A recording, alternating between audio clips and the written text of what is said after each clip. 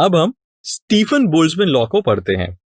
इस लॉ के अनुसार एक परफेक्ट रेडिएटर बॉडी के लिए energy emitted per unit time हम लिख सकते हैं H is equal to A into sigma T raise to the power 4। A यहां पर एरिया ऑफ बॉडी है एंड T बॉडी का एब्सोल्यूट टेम्परेचर है। सिग्मा को स्टीफन बोल्ट्जमैन कांस्टेंट कहते हैं, जिसकी वैल्यू होती है 5.67 into 10 raise to the power -8 watt metre -2 kelvin -4। हमें पता है कि मोस्टली बॉडीज परफेक्ट रेडिएटर नहीं होती हैं, वे केवल एक फ्रैक्शन ऑफ एनर्जी ही रेडिएट एमिट कर पाती हैं। तो इनके लिए energy emitted per unit time होगा H is equal to E times A sigma T raise to the power 4। E को एमिसिविटी या एबिलिटी टू रेडिएट कहते हैं। यह एक डायमेंशनलेस क्वांटिटी होती है एंड परफेक्ट रेडिएटर के लिए इसकी वैल्यू 1 होती है। अब सपोज एक बॉडी है जिसका टेम्परेचर T है और उसको सराउंडिंग में रखा है जिस सराउंडिंग का टेम्परेचर है TS। तो यह बॉडी हीट एमिट भी कर रही होगी और हीट एब्जॉर्ब भी कर रही होगी फ्रॉम दी सराउंडिंग। तो इस बॉडी का जो net heat emitted per unit time होगा उसको हम लिख सकते हैं H is equal to E into sigma A into T raise to the power 4 minus TS raise to the power 4। यहां पे TS is temperature of the surrounding and T is the temperature of the body. तो चलिए अब एक concept test करते हैं। Question कुछ ऐसा है, यहां पे एक टंगस्टन फिलामेंट गिवन है और इस टंगस्टन फिलामेंट का जो टेम्परेचर है वो 3160 केल्विन है एंड उसकी एमिसिविटी दी हुई है। हमें फाइंड आउट करना है इस टंगस्टन फिलामेंट का सरफेस एरिया, और दिया हुआ है कि जो लैंप है which is made up of this tungsten filament, उसके लिए H की वैल्यू की है गिवन है 28 वॉट्स। तो आपको यहाँ पे इस वीडियो को 3 मिनट्स के लिए पॉज करना है और आपको इस टंगस्टन फिलामेंट का जो सरफेस एरिया है उसको फाइंड आउट करना है। तो चलिए बच्चों इसका सोल्यूशन देखते हैं। क्वेश्चन में हमें दिया हुआ है जो लैंप है उसका टेम्परेचर 3160 केल्विन है, एमिसिविटी 0.5 है, सरफेस एरिया हमें निकालना है और जो फिलामेंट है उससे मिलने वाली एनर्जी हमें दे रखी है 28 वॉट। कन्वेक्शन एंड कंडक्शन से जो हीट ट्रांसफर होगा और हीट लॉस होगा दैट इज नेग्लिजिबल। सो हम लिखेंगे H is equal to sigma E AT raise to the power 4।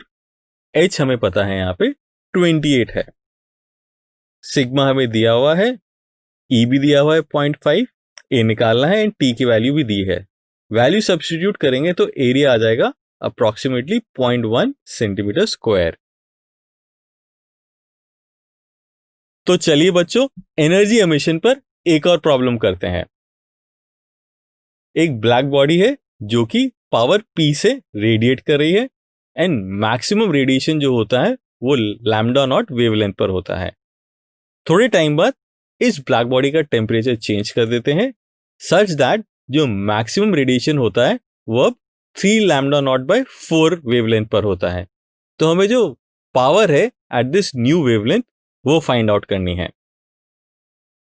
तो चलिए इसे सॉल्व करते हैं।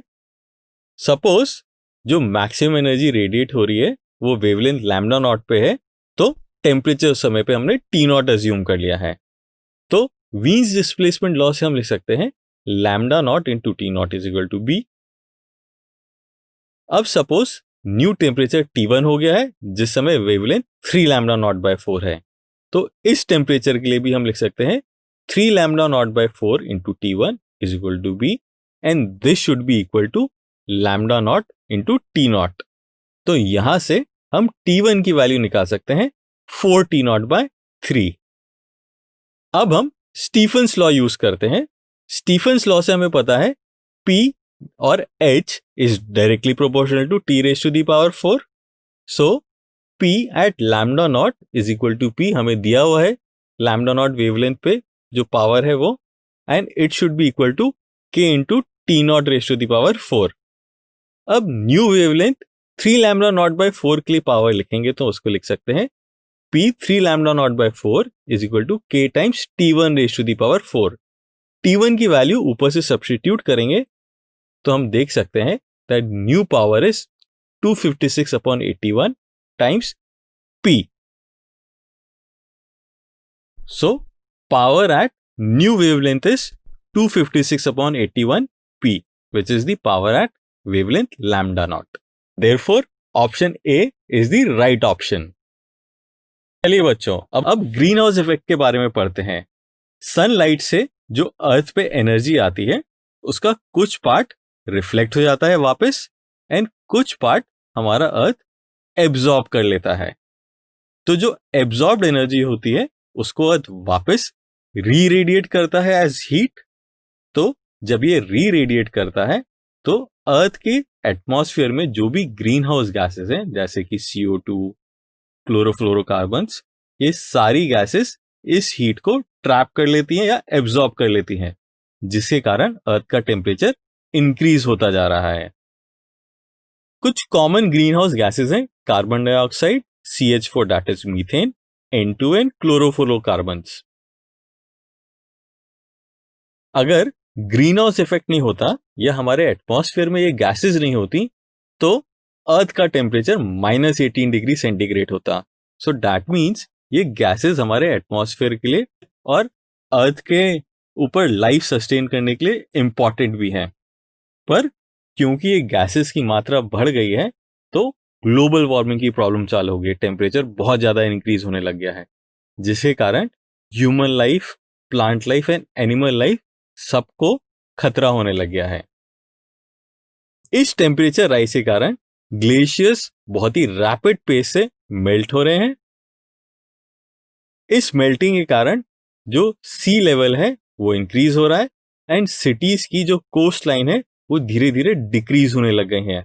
कुछ समय बाद बहुत सारे सिटीज का कुछ पार्ट सी के अंदर सबमर्ज हो जाएगा.